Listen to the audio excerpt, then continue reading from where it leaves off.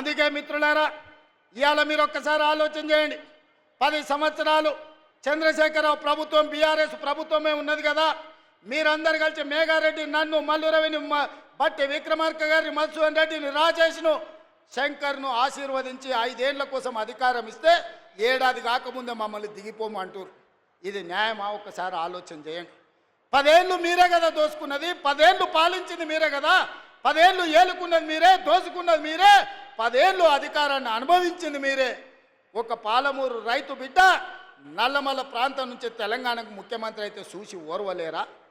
మీరు, మీ కొడుకులు, మీ మనవళ్ళు మీరు ఏలనిక్క పుడితే మేమేమో ఇవాళ బిచ్చమెత్తుకోవడానికి పుట్టినమా అని నేను అడుగుతున్నా. మీలాగా మేము చదువుకోలేదా? మీలాగా మాకు తెలివితేటలు లేవా? మీలాగా మేము పరిపాలన చేయలేమా? మా పాలమూరులకు శక్తి లేదా? ఈ దేశమే కాదు, ఈ ప్రపంచాన్ని నడిపించగలిగిన శక్తి నా సోదరులకు, నా సోదరిమణులకు ఉంది. చంద్రశేఖరరావు, నువ్వు అనుకుంటున్నావేమో బిడ్డ పాలమూరోడు అమాయకుడని. మాది అమాయకత్వం కాదు, మాది మంచితనం. మా మంచితనాన్ని నువ్వు పరీక్ష పెడితే తిక్క రేగిందంటే డొక్కజించి డోలు కడతాం.